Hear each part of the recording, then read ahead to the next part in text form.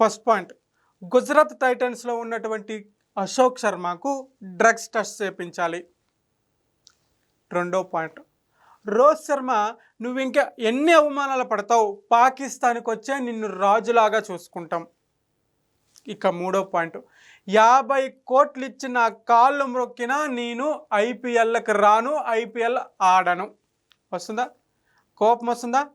చిరాకు వస్తుందా? పెట్టండి కామెంటు.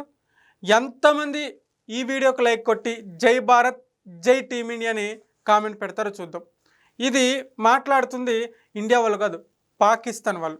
అసలు విషయం ఏంటంటే, ఫస్ట్ పాయింట్ ఏంటి, గుజరాత్ టైటన్స్లో ఉన్నటువంటి అశోక్ శర్మకు డ్రగ్స్ టెస్ట్ చేయించాలి అని ఎవరు మాట్లాడుతారయ్యా అంటే షోయబ్ అఖ్తర్.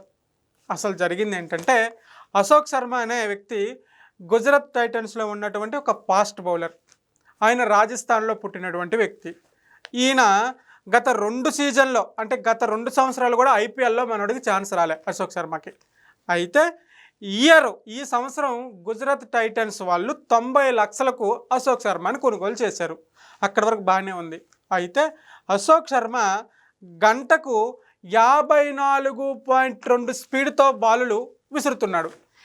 ఈయన స్పీడ్ని తట్టుకోవడానికి కొంచెం క్రికెటర్లకి ఇబ్బంది అవుతుంది, కష్టం అవుతుంది. ఎందుకంటే అంత స్పీడ్ బౌలింగ్ వేయడం చాలా కష్టం. బాగా బౌలింగ్ వేస్తున్నాడు, బాగా వికెట్లు తీస్తున్నాడు, చాలా చాలా చాలా చాలా మెరుగైన ప్రదర్శిస్తున్నాడు. ఇది చూసి తట్టుకోలేని షోయబ్ అఖ్తర్ ఏం మాట్లాడతాడంటే, ఈయన పాకిస్తాన్ బౌలర్, నాకు అశోక్ శర్మ బౌలింగ్ పైన ఎందుకో డౌట్ ఉంది, ఆయనకి ఒకసారి డ్రగ్స్ టెస్ట్ చేపియాలి భారత్ క్రికెట్ నియంత్రణ మండలి. అంత స్పీడ్గా బౌలింగ్ వేయడం కష్టం, కానీ ఆయన ఎలా వేస్తున్నాడు, చాలా మెరుగైన ప్రదర్శిస్తున్నాడు, చాలా హ్యాపీ.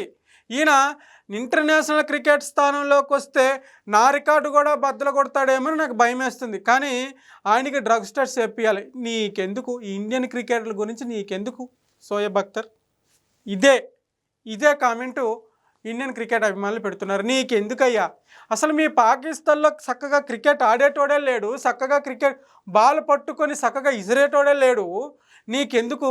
ఫస్ట్ నోరు మూసుకొని వెళ్ళి మీ పాకిస్తాన్ క్రికెటర్ల సంగతి చూసుకొని ఆయన అని పాకిస్తాన్ క్రికెటర్ల పైన, పాకిస్తాన్ క్రికెట్ టీం పైన మన ఇండియన్ క్రికెట్ అభిమానులు చెలరేగుతున్నారు, గట్టిగానే కామెంట్లు పెడుతున్నారు. మీ అభిప్రాయం ఏంటో కింద కామెంట్ రూపంలో తెలియజేయండి.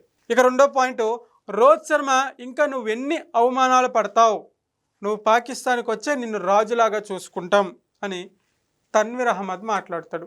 వీడి బాధ ఏంటయ్యా అంటే, రోహిత్ శర్మకు ముంబై ఇండియన్స్ కెప్టెన్సీ తీసేసి ఇంపాక్ట్ ప్లేయర్గా పెట్టడం జరిగింది. ఈ విషయం మీ అందరికీ తెలుసు, ఐపీఎల్ చూసిన ప్రతి ఒక్కరికి తెలుసు.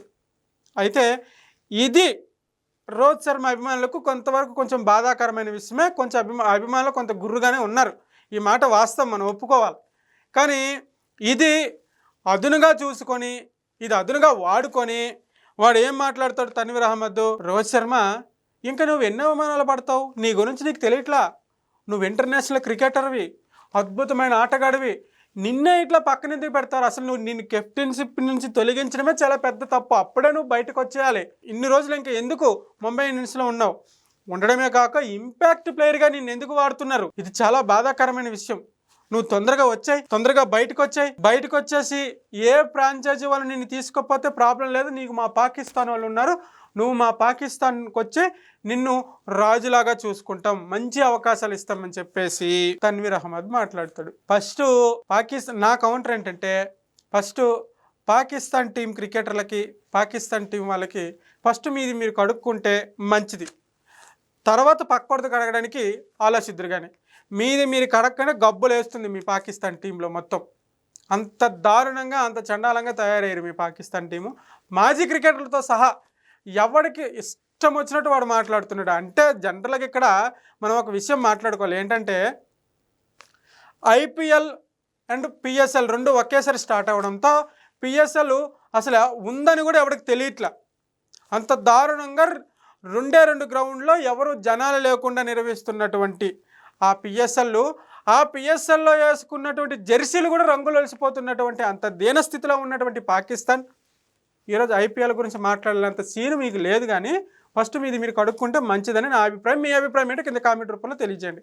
ఇక మూడో పాయింట్ ఏంటయ్యా అంటే 50 కోట్లు ఇచ్చి నా కాళ్ళు మొక్కిన ఐపీఎల్కి రాను అని ఇఫ్తిఖార్ అహ్మద్ మాట్లాడుతుండే. ఇప్పుడు ప్రస్తుతం క్రికెటర్ ఉన్నాడు, పిఎస్ఎల్లో ఉన్నాడు.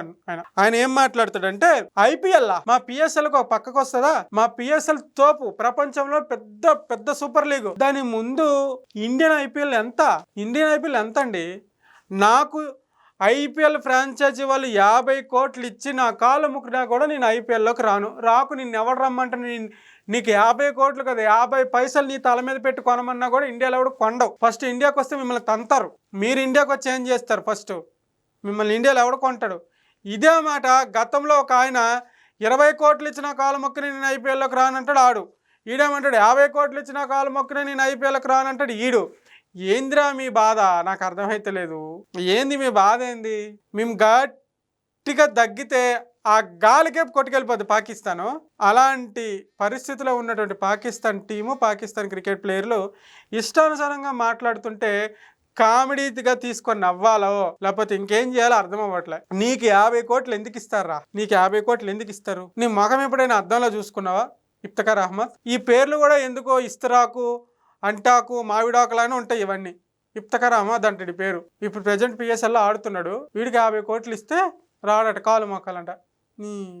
నాకు వస్తున్నాయి కానీ ఇది యూట్యూబ్ కాబట్టి బూతులు మాట్లాడకూడదు కాబట్టి చాలా కంట్రోల్ చేసుకొని మాట్లాడుతున్నా.